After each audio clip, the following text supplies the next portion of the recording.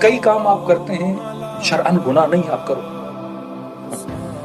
کئی لوگ ہیں دھاگے باندھتے ہیں، کڑے باندھتے ہیں، کانوں میں بالیاں بوندیاں، شرعن حرام نہیں ہے، بندہ کر سکتا، کوئی بات نہیں. لیکن اگر اس کو شریعت کا نام دیا، یہ اہل بیت نے کہا ہے یا اہل بیت نے کیا ہے، یہ غلط ہے.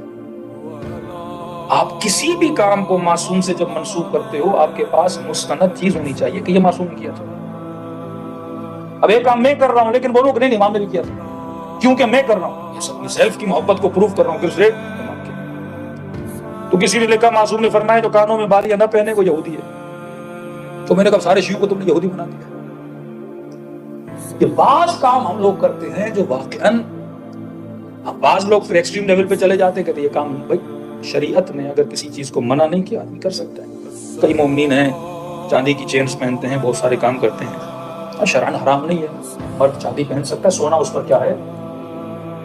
اگر کوئی کڑی پہننا چاہتا ہے، کانوں میں بالیاں پہننا چاہتا ہے، شرعن حرام نہیں. لیکن نسبت دے اس کی کس کی طرف؟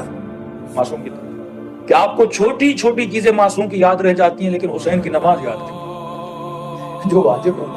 مولا حسین کا روزہ یاد نہیں ہے، مولا حسین کی صداقت یاد نہیں، مولا حسین کی قربانی یاد نہیں ہے. وہ چیزیں بھی تو یاد کرو نا. ان چیزوں کو اپنی نسلوں میں ہائی لائٹ کرو جو واجبات ہیں. اور یہ فرمانے معصوم فرماتے ہیں آخری زمانے میں لوگوں کی مستحبات پہ بڑی پکڑ ہوگی لیکن واجبات کو کیا کر دیں گے؟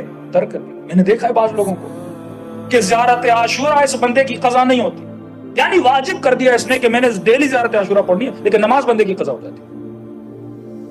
آیت الکرسی اس کی قضا نہیں ہوتی، وہ تو پڑھتا ہے لیکن روزہ جناب نہیں رکھتا، وہ قضا ہوتا ہے. یہ آخری زمانے کی نشان کہ بندہ مستحب کاموں میں خود کو بہت زیادہ انوالو کر لے گا لیکن واجب کو ترک کر لے گا. مستحب کی ویلیو تب ہے جب بندہ واجب کو کیا کرے؟ ادا کرے. اب بندہ بغیر وضو کے نماز پڑھتا رہے، اس نماز کا فائدہ کیا؟ نماز بھی تب قبول ہوتی ہے جب اس کے مقدمے کو کیا کیا جائے؟ انجام دیا جائے. تو کئی لوگوں کی توجہ ان چیزوں پر ہے.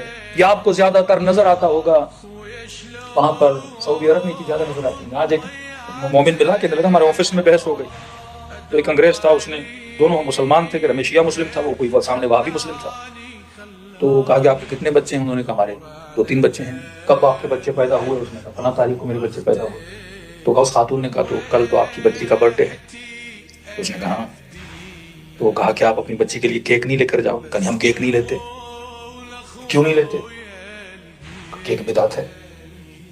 وہ کیوں بدعت ہے؟ کہ نبی نے کیک نہیں کاٹا تھا. تو کہہ رہے وہ پریشان ہو گئے، کہہ رہے مجھے پوچھنے لگی واقعی بدعت ہے؟ تو کہتا میں نے کہا نہیں ہے، ان کا اسلام بنایا ہوا ہے، اللہ کا اسلام بنایا ہوا. تو کہہ رہا اس کے ہاتھ میں سیمسنگ موبائل تھی اور میں نے کہہ دیا کہ نبی کیا ہے، کبھی موبائل یوز کیا تھا نا، تو تم نے ہاتھ میں موبائل کیوں رکھا؟ یہ بھی کیا ہے؟ بدعت ہے. یہ ظواہر پرست. تو پھر تو کل میں نے مثال دی تھی، بریانی کھانا بھی بدعت، نہاری کھانا بھی بدعت، پیزا کھانا بھی بدعت، برگر کھانا بھی بدعت. بندے خدا زندگی کیسے؟ ایک انسان کو تو اسلام کے دائرے میں لانا چاہتا ہے لیکن تو چپک جائے کہ نبی نے اپنے زمانے میں یہ نہیں کیا تھا. نبی وہی کرے گا جو زمانے میں چیزیں اویلیبل تھی. اگر آج رسول خدا آ جائے کہ موبائل کا استعمال نہیں کریں گے